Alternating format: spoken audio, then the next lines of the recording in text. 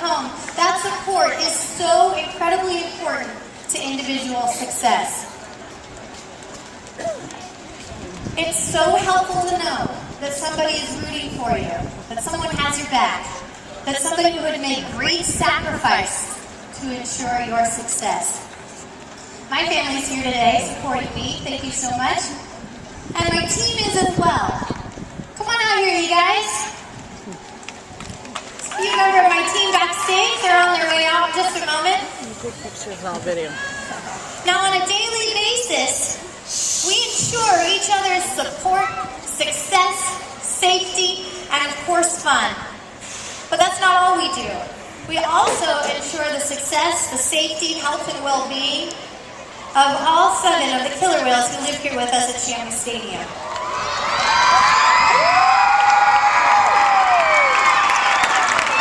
Now, I'd really like to introduce you to one of the members of the Shamu family. She's 8,200 pounds. She is 21 feet long. She is 45 years old. Come on up here, big girl. This is Corky. What a good girl. Now, Corky is one of the very important members of my team, and over time, she has grown to become a very special friend of mine. Corky is affectionately referred to as the trainer of the trainers here at Shamu Stadium. She taught me how to interact with killer whales. Corky, what do you think? Are you pretty excited for all these gymnasts to be here? How about YMCA National Championships? Pretty excited about that? Very nice. Now, there are a lot of young gymnasts here. Some of them are actually guys. And what the guys can do, I've actually seen this. I love watching men's and women's gymnastics. What the guys can do is hang on the rings like this.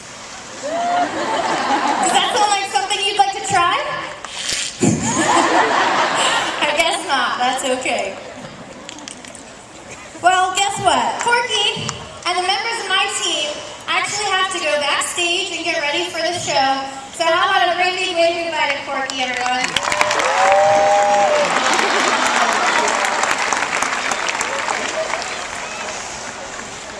Growing up, I had 2 main career goals. One was to be a gymnast, and the other was to be a killer whale trainer. And at the time, I had no idea that gymnastics would play such a major role in becoming a killer whale trainer. At the gym, you all make approximations, right? Towards a final goal. Is that right? Baby steps. How many of you girls do a layout step out, or a backhand spring, or a back walkover, or a cartwheel up on the high beam? Now, I'm just guessing that you probably didn't just hop up there one day and throw yourself over backwards hoping for the best, right? No, probably not. You started by maybe putting tape on the ground and doing hundreds of them on the ground, on that straight line. And then you stacked some mats up to a low beam, right? And then you did the same thing, stacking mats all the way up to the high beam. And maybe you had your coach standing there as well, making sure it's all level with the high beam. And over time, you slowly but surely kind of got rid of those mats. You faded them out of the way. Your coach kind of stepped back. And you probably had a few hang-ups where you're standing like this.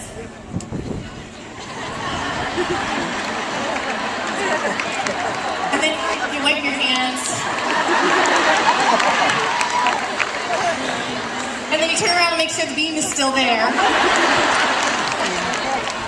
But then one day, you realize that you have the skill, the trust, and the confidence to go for it and stick it, right? That's right. We do the exact same thing here every single day with the killer whales when we're training them. The killer whales know how to do a front flip out in the middle of the pool. I know we gymnasts call it a front tuck, but in animal training it's a front flip. And we take slow approximations and a lot of repetition to get to that final goal. If I want a killer whale to do a front flip in the middle of the pool, I don't just hope for the best. I start very slowly, and I lead the front flip underwater in a somersault motion. Hundreds and hundreds of times.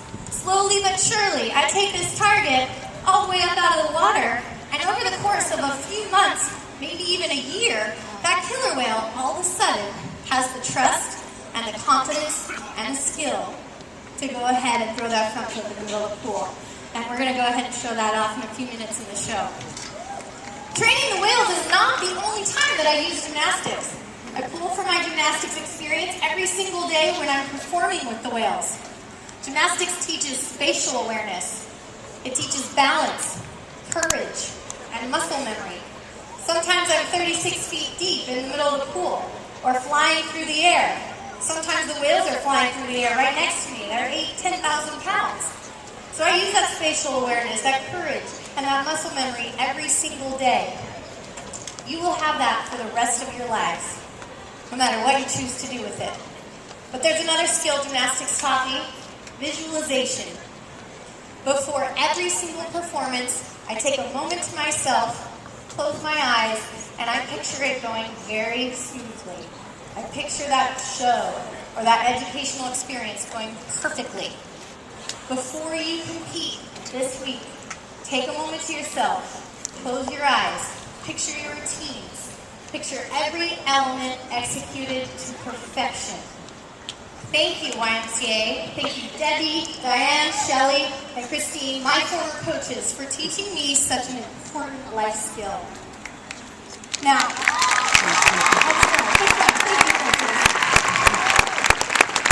I have to share with you one of my all-time favorite words, believe. I don't love believe just because we named our show Believe a few years ago. I love the word believe because it has impact on so many levels.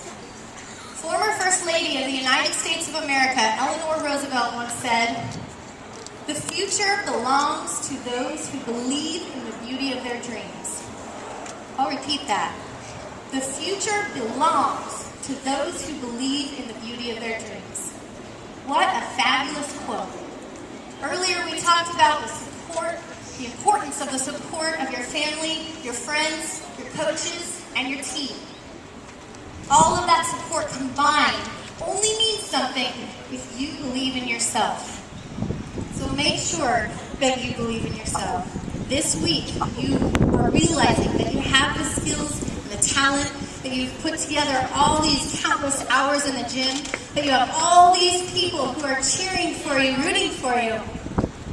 But your success this week and for the rest of your life is entirely up to you. So make sure you remember to believe in yourself.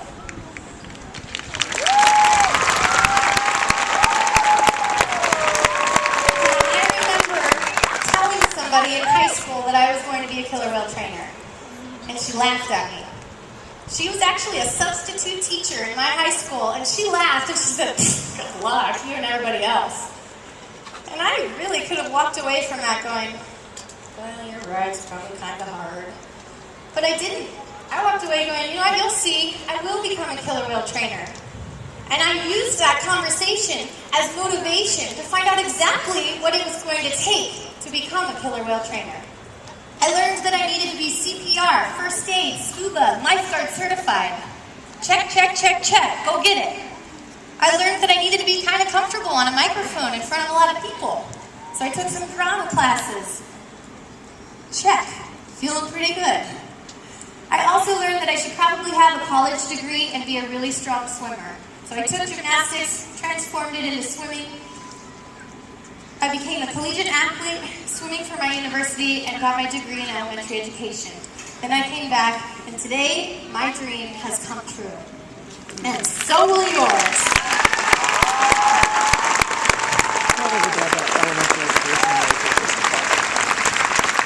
So there are just a few things that I really want you to remember this week as you're competing. 1, make sure you say thank you to the people who helped you get where you are. 2, make sure that you visualize your routines and visualize your success before it happens. 3, make sure that you believe in yourself. And finally, one more thing. Have so much fun. You're going to have a great week this week.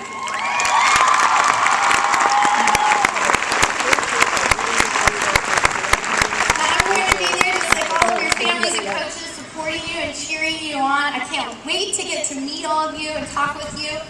Cannot wait to watch you compete in the YMCA Nationals Gymnastics Championships 2010.